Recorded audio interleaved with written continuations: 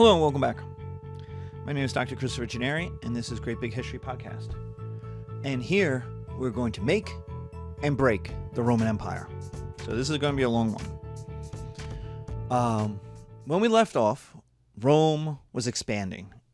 It was becoming the most powerful city in Italy, and it had absorbed the Greek states. It had absorbed the Etruscan states. It was in the process of absorbing the Gallic tribes of the far north. But it wasn't the only power out there. There's the Gallic tribes in Gaul, which is modern-day France. There's the Celtic tribes, the British tribes up in Britain and Ireland.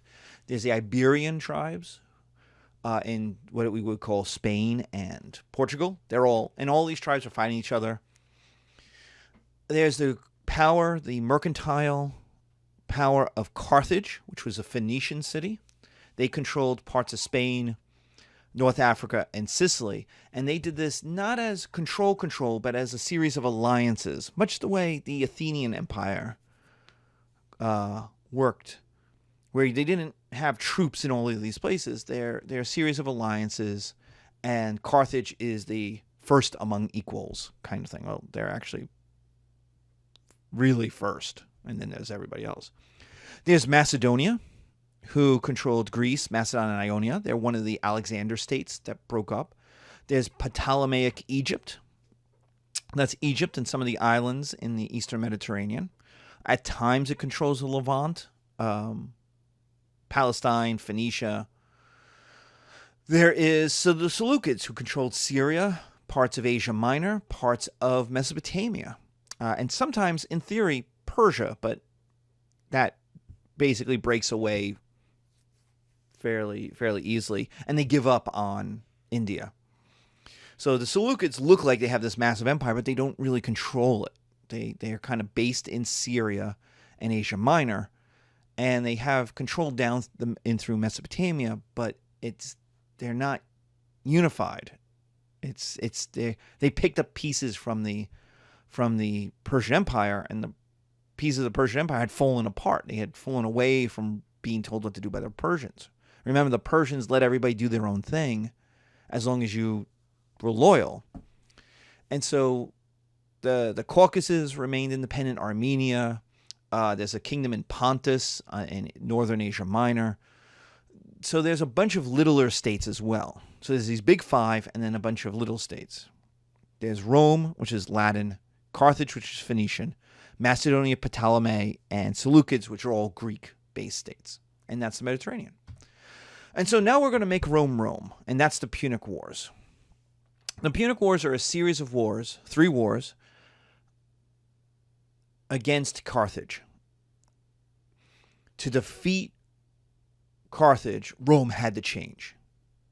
Rome has to go from being a small state that can beat up its neighbors in Latium and in Italy to being an empire, to being a kingdom capable of getting the resources, capable of getting the money, capable of getting the people to be able to project power across the sea. The Punic Wars make Rome because Rome has to change. The first war, the Punic Wars, there are 3 wars. The first one, Rome ends up having to build a navy in order to get to Sicily. They conquer Sicily, and this is the beginning of an empire. Sicily is the first part of the Roman Empire that's not part of Italy, that you can't just walk to. Now, Sicily, as we well know from our Peloponnesian War part, made a lot of food, and food equaled money. And suddenly food and money starts flowing into Rome, and they liked it. They went, whoa, for the first time we're conquering people who, war is paying. Up to this point, we beat up people and we absorbed them and we made alliances with them and the Etruscans, but we're Italians. They're all more or less the same. Even the Greeks in the southern Italy are not the Greeks of Sicily. Sicily is rich.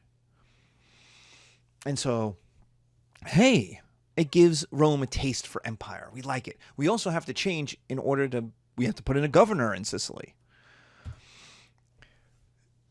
The second war, though, is the big one, because the second war is Carthage's attempt at revenge.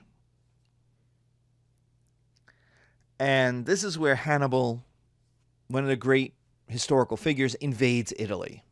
He starts a war in Spain against a Roman ally. The Romans say, "Oh, we will get on our ships and go to Spain." And Hannibal says, "Oh, yeah? Won't it be funny if when the Romans arrive, we're not here?"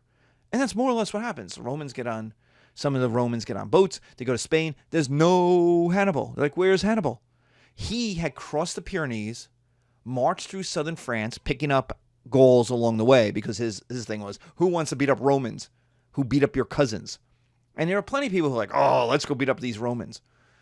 So he picks up men along the way. He crosses the Alps in the middle of winter. Most of his army dies. Most of his elephants die. But he crosses the Alps. So he's got this ragtag army that's maybe a fourth of the size it was when it left Spain. It's made up of a lot of mercenaries that he picked up along the way. That percentage went up. And so his army doesn't look so good. And the Romans are like, oh, this is great. He came to us. It's easy. We're going to march up there and we're going to kill him. And it's going to be over. The war is easy. He came to us. He's on our home field. We're totally going to win.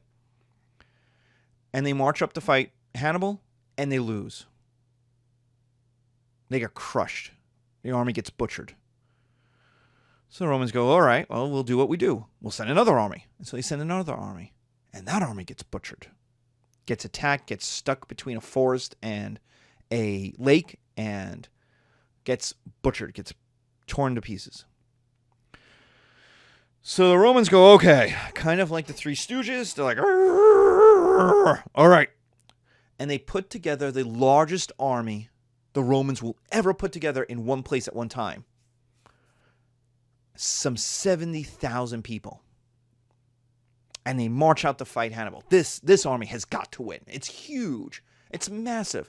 Hannibal's army is 25,000 men, maybe. 30,000, maybe. Hannibal's been trying to pick up Italian mercenaries along the way. He hasn't had a lot of success doing that. The Italians still are like, well, we're not quite ready to throw the Romans have a 70,000 person army. A lot of them are Italians as well as Romans. So we'll see what happens. So the Italians are right now sitting it out. And Hannibal's like, all right, we'll fight. And that's the Battle of Cannae in 216 BC. It is the worst defeat Rome will suffer for the next 600 years. At the very least, 200 years to the Battle of the Teutoburg Forest. But this is worse. It's in Italy. It's not in the forest of Germany. It's on their home field. It's a Roman army. It's the largest Roman army ever. And it gets, not only that, it gets sucked into a trap. They go on the attack. Now, the Romans outnumber the Carthaginian army 3 to 1. Easy. Maybe more. So what should happen is the Romans should go around the right and the left of the Carthaginian army, surround it, and obliterate it. And that should be the end of it. One day. That's not what happened. Hannibal, through a series of knowing how the Romans fight, knowing that the Romans were going to attack him, wanting to get at him for being the foreigner who invaded Italy, he used their psychology against them. And he sucked them into a battle. He sucked them into tactics where he, with the smaller army, could surround the larger army. And that's exactly what happened. If you saw the Battle of the Bastards in Game of Thrones, in some ways this is what happened. They got sucked into the middle. The Romans ended up as this big ball of men, and they're tight and they're squished together. They can't help each other. They can't defend each other. They can't use their swords.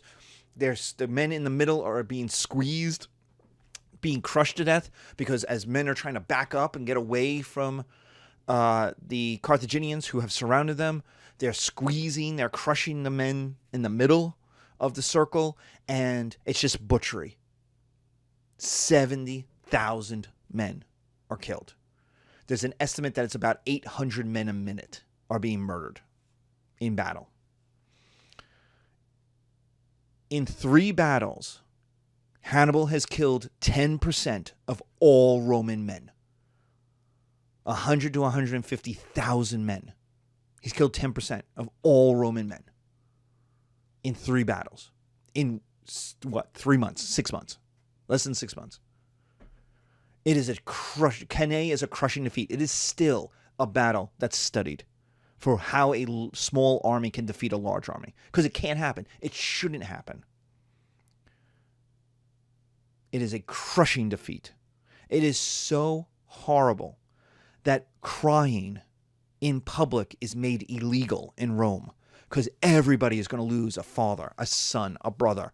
And so everybody, and the idea was if people start crying in public, everyone will start crying and morale will just plummet and we'll just give up. This is the keep calm and carry on kind of mentality, is we have to keep fighting. We're not going to give up. We're Romans. But this is such a crushing defeat that the Romans will not fight Hannibal in Italy anymore. That's just done. No wife is going to let her husband leave Rome to go fight Hannibal in Italy. It's over. Hannibal has crushed them. 80 senators go down in the battle. And senators wore a special ring. He will cut those rings off fingers and put them into a necklace that will jingle jangle as he rides his war elephant.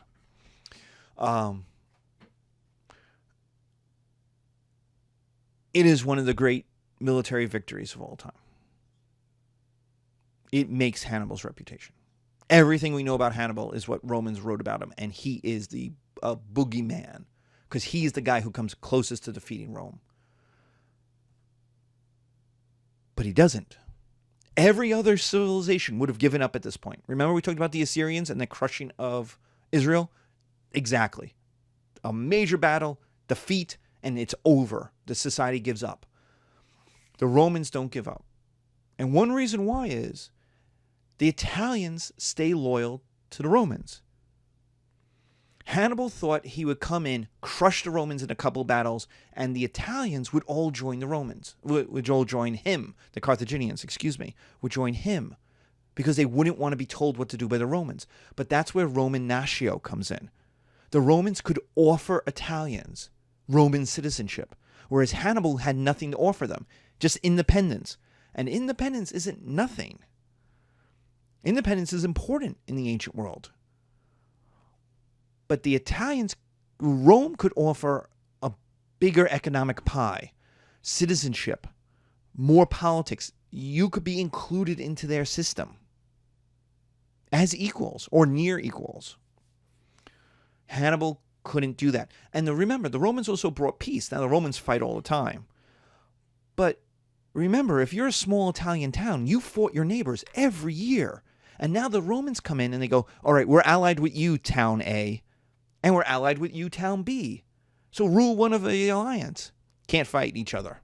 And so town A can't fight town B, and town B can't fight town A. The Romans kept the peace. If you had a problem, if town A has a problem with town B, they both went to Rome. And Rome figured out a solution because they were allied. And they wanted to keep those alliances. And so there's a very famous moment. I want to say it's in Polybius, not in Plutarch, but it could be in both, where Hannibal marches on Rome. He marches to Rome, but he doesn't have the equipment to lay siege to Rome. He had lost it going over the Alps. He didn't have the siege cannons. He didn't have the trebuchets. He didn't have the ability. Rome was too big to lay siege to. Maybe if all of the Italians had risen in rebellion, kind of like Mesopotamia rose in revolt against the Assyrians, then they could have done it. But they didn't. They liked the Romans. And so Hannibal's looking at Rome, and Rome has shut its gates, and it will not surrender, which he expected it to do. I mean, he killed 10% of all their men. And one of his generals says, Hannibal, you know how to win victories, but you don't know how to use them. The Romans knew how to use them. The Romans will learn tactics. The Romans will not fight Hannibal in Italy. No man wanted to do that. No wife would let her husband even ridiculously do that. But they can fight Carthaginians in Spain. and they'll get on their boats and they'll go to Spain. They could fight in Africa, and they'll get on their boats and go to North Africa. Because the idea was, it was a mercenary army. Hannibal's army was a mercenary army. And the idea was, if we could stop the money going into Hannibal's army, it will fall apart. And that was the idea. If we could stop reinforcements from coming from Africa to Italy, then he can't attack Rome. And he'll just wander around Italy, which is what he does. He wanders around Italy for the next couple of years, next 10 years, burning everything, but not defeating Rome. Causing mass destruction, but not defeating Rome. So the Romans will fight in Spain. They'll fight in Africa. They will not fight Hannibal in Italy. And in the end, a general arises named Scipio, who is a young man. Actually, his father had been Scipio the Greater, Scipio the Elder, who gets killed in Spain. But he had made all of these alliances in Spain. And so when the Romans send a new dude, he shows up, he goes, I am the new Roman general. And the Spanish tribes look at him and go, are you a Scipio? And he goes, no, I'm a Roman. And they're like, yeah, we don't know who you are, and we don't know if you're going to follow any of the alliances and promises Scipio made. So what they did was strip him naked, beat him up, tie him to a horse, and send him back to Rome. You can imagine when this guy shows up, and they're like, you're the general, what happened? And he's like, they beat me up and made me naked, and they won't listen to me. This is for Spain. The Spanish tribes are really mean. And like, what? Because Romans don't do this. The Romans have the Republic. They elect a new general. They don't go father the son, the son, the son. They go, all right, you're the next guy. We're going to elect you. You're pretty good. They could choose other people. And so they go, all right. Scipio, the elder brother. Scipio, elder brother, you go. And the elder brother shows up. And the Spanish tribes go, are you a Scipio? And they're like, yeah, that was my dad. I'm the eldest son. And they're like, cool. We'll follow you. You're gonna follow all these treaties, right? He goes, of course I'm gonna follow the treaties. They're my dad's treaties. Of course, we're cool. He gets killed in battle. And so Rome is like, oh my God. We got to find another Scipio. And so they go, well, we got this 18-year-old kid. And there's a discussion because no Roman general was allowed to be a general before like the age of 35. Like, you had to work your way up the ranks. Rome is a hierarchical system like no other. And yet, the idea was, we need a Scipio in Spain. And we've got this kid. So Scipio the Younger, Scipio Aemilianus, we are sending you. And he's like, okay, I'll go. And he goes, and he turns out, he shows up, he goes, hi, I'm Scipio Aemilianus, I'm Scipio the Younger. And they're like, all right, we like your name. You're going to follow all the treaties your older brother and your dad made, right? He's like, yeah, of course. Guess they're my dad and older brother. They must have been pretty good. They're like, good. All right, we'll fight for you. And Scipio Aemilianus turns out to be awesome. One of the great military leaders of all time. Maybe the most unsung military hero, military general of all time. Because most people don't know Scipio. They know Hannibal. But Scipio is going to defeat Hannibal. Scipio is going to conquer Spain and then invade Africa. He's going to create a Roman army that is razor sharp, that is awesome, that can fight in mountains, that can fight on the plains, that could attack cities.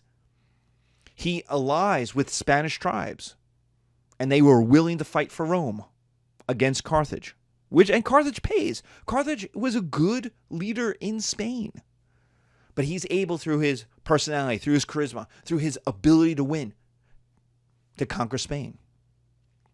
And Spain is rich at this point. The Romans will loot Spain to the point that there's no metal left in Spain. But at this point, Spain was rich in metal.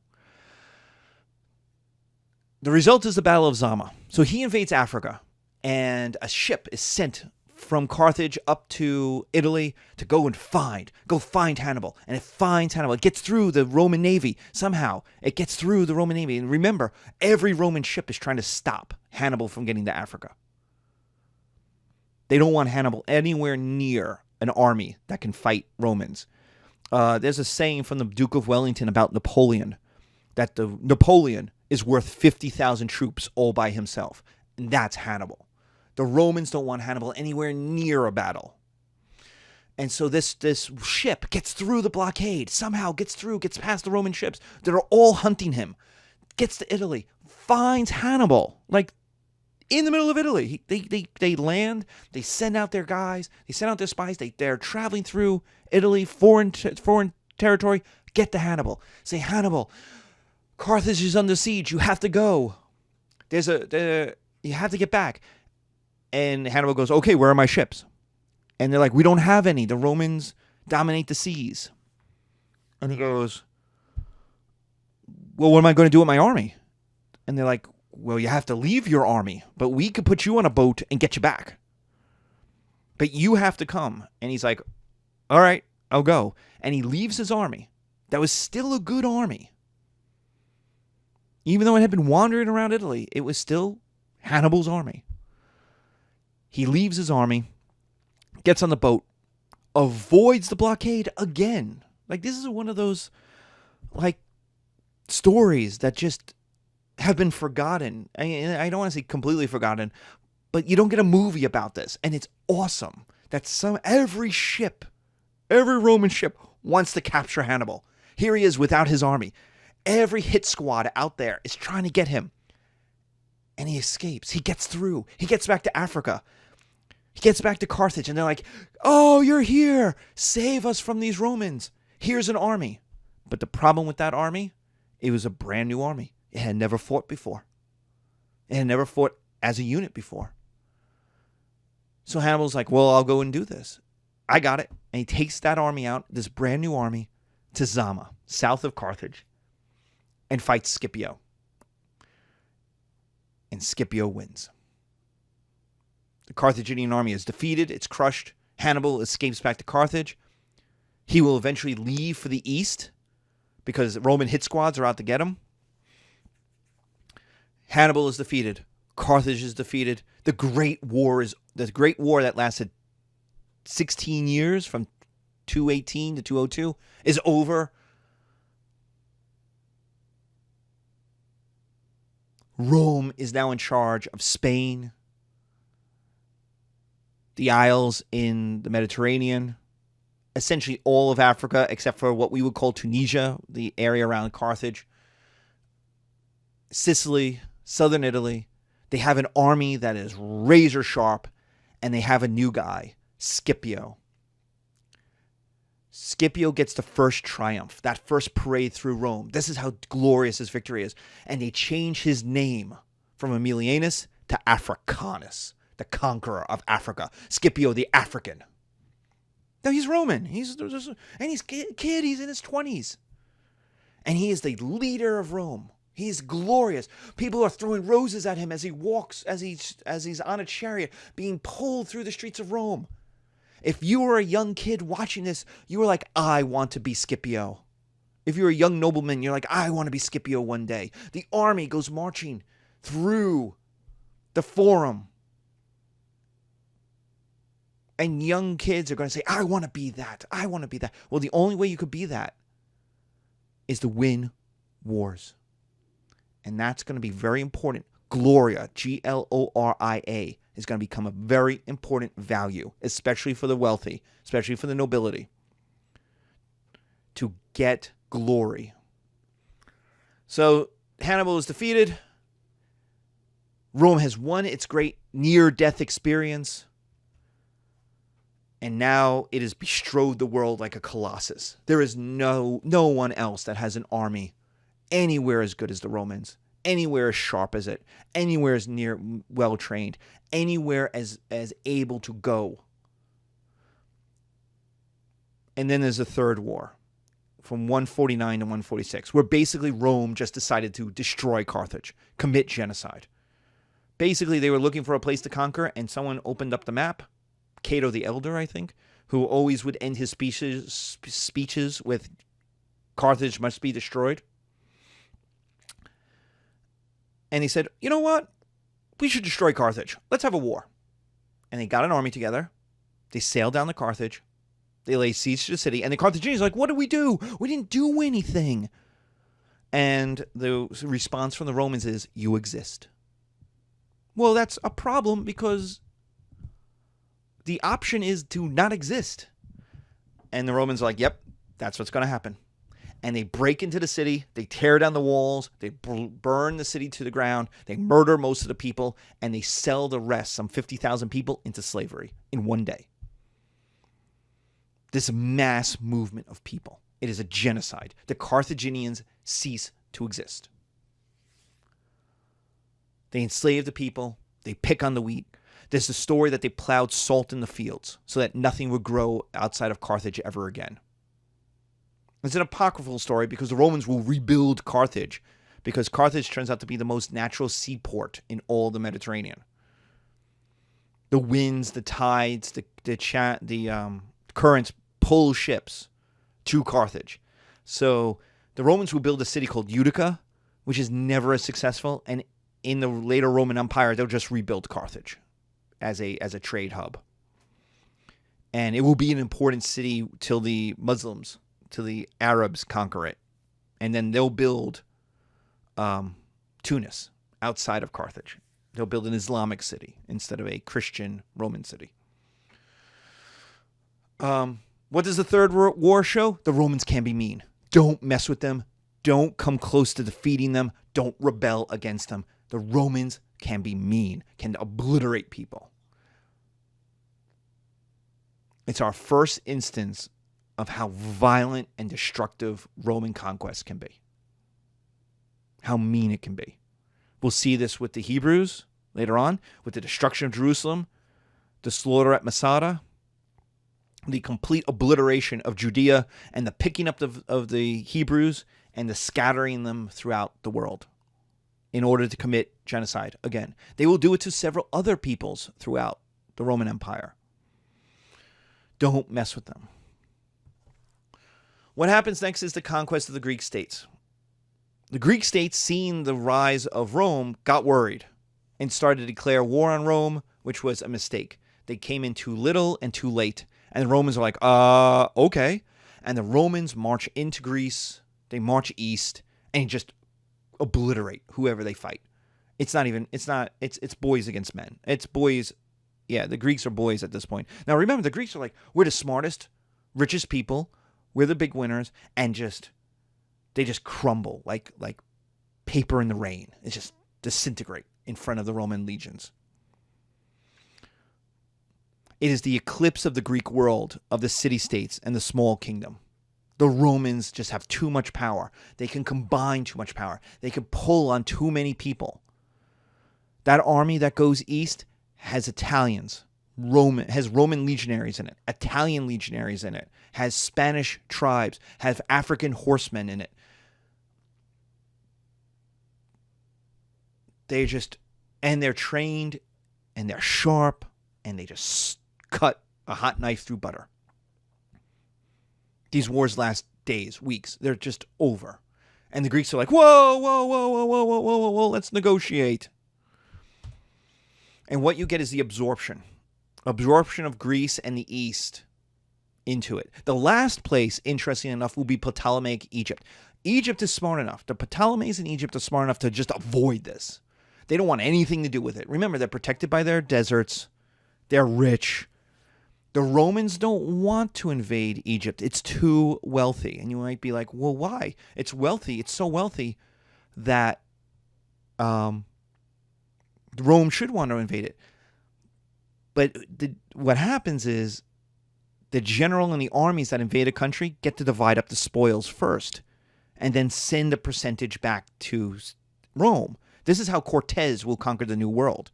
Cortez becomes like the richest man in the world, having conquered the Aztec Empire. Him, 800 guys. Yeah, there's 100,000 Toltecs and Olmecs, and they all get a piece from the Aztecs too. They all loot the Aztecs too. But all that money, then they send 15%, 20% back to the King of Spain. Well, that's what these generals do. Egypt is too rich. Egypt is just too wealthy for one man, one army to conquer it. And the Egyptians realize this. The Ptolemaic Egyptians realize this, and so they don't want anything to do with a war against Rome. They're like, we're cool, and we'll make trade, and you want wheat? We'll give you wheat. We'll have plenty of wheat. We'll give you a good price for the wheat. And so Ptolemaic Egypt kind of gets absorbed, but stays independent until Cleopatra and Mark Antony. We'll talk about them briefly in our next lecture. The result of the conquest of the Greek world, of Macedonia, of Greece, of Ionia, of Asia Minor, of the Levant, of the Seleucids, is the absorption of Greek philosophy. There's a lot of money that comes from the Greek world into the Roman world. And that's important. But the more important part is the culture. The Romans become sophisticated. At least rich Romans do. And they become sophisticated by absorbing Greek philosophy, Greek culture. Athens wins. Now remember when Athens lost political and military, but became a college town back in the after the Peloponnesian War? This is the ultimate success of that decision, because the Romans come in and they're going to just absorb Athenian culture. The Romans know they're tough. They know they're awesome, but they also know they're dumb. Remember, we go back to the dumb and weak? Well, now they're strong, but they're still kind of dumb. And now they're going to get smart, and they're just going to absorb Greek culture. The culture of the East. They're just going to absorb it. The Greeks were smart, so we're going to absorb it. So Athens wins. Athenian culture, Athenian plays, Athenian philosophy becomes the culture of the Roman Empire. This Greco-Roman culture, this combination of Greek culture with Roman culture. Stoicism, which is a philosophy of control of one's emotions, control of one's body, of control of oneself, doesn't go too far in the Greek world. The Greeks are emotional people. The Greeks like being emotional people. They cry, they yell, the Athenians are Democrats. That's debate and yelling and screaming and hating each other and then loving each other. But the Romans are all about control, because you control. You're in the army. You are controlled. When do you eat? When do you pee? When do you sleep? All of that is controlled. How do you march? Controlled. What do you wear? Controlled. The Roman family is one of control. Husbands controlled children and wives. Wives controlled children. You controlled older brothers, controlled younger brothers. Sisters. There's control. Everything in the Roman world is about control. They're all relationships of control. Patricians to plebeians, control. Rich plebeians to poor plebeians, control. So Stoicism is just like mind-blowing to the Romans. It's like Tetris, where everything just falls into place. It's like, that's the philosophy for us. This is the philosophy where if you cut off your thumb, you look at it and go, not so bad. Put it on ice. Let's finish the job, and then I'll go to the hospital after work. Stoicism is my grandparents. I don't know, the World War II generation, which is like cry, love, fear. No, it's just like nothing. Keep calm and carry on. It's like no complete control of our emotions. Like, okay. Get it over with. Do it and be done with it. That's Stoicism. Don't show emotions. The Romans will absorb Aristotle as science. Their way of explaining how the world works. They will use Aristotle to explain the world. Aristotle becomes the basis for science in the Roman world, and because of that becomes the basis of science in the modern world, medieval world, until you get Galileo and Francis Bacon and the guys who start to invent modern science. But Plato is absorbed as an ideal, the idea of the ideal, Roman aspirations, because the Romans know that they were a dumb and poor people. But now they're a rich people and they're a tough people. But what should they be like? How should they act? What's the proper way? That's Plato. What is proper Roman manliness? That's Plato. How should Rome look as an empire? That's Plato. How should we behave? That's Plato. The idea of the ideal. What should we strive for? We have conquered the world, and now what? Well, that's Plato. What should we reach for? How should we change? How do we evolve? What should we become? What is the best idea of us? That's Plato. Think of it as Martin Luther King Jr. when he says the arc of history is long, but bends towards justice. That's the Declaration of Independence, right? All men are created equal. Well, in 1776, it did not mean men. It meant men, but it meant white Protestant men. Catholics didn't need to be included in that. Immigrants weren't included. Women were certainly not included. And African Americans, were slaves. They weren't even people. They were machines. And what's happened? That has been used by people after people after people as the ideal of America. All men are created equal. So women, minorities, immigrants, that should apply to all people. That's a Platonic ideal. And that's what the Romans took. This idea of who we could be comes from Plato. Whereas Aristotle is practical knowledge. How does the world work? And what we end up with is a Roman Republic in charge of an empire that stretches 3,000 plus miles from Portugal, modern Portugal, to modern Iran. From the Sahara Desert to Britain. It has absorbed all the major civilizations of the Mediterranean basin. What is left is the forests of Germany, the forest and the wastelands, the tundra lands of Scandinavia, the far away, not quite yet Slavic lands, but the lands that will become Slavic of Russia, these giant forested plains as well. On the other side of the Carpathians, Poland, Russia, the Ukraine. They're just, at this point, too far from Rome. There aren't the rivers. The rivers flow into the Baltic rather than into the Mediterranean. They conquered the Mediterranean world. And we're going to talk about the effects of that, why that matters, and what happens in our next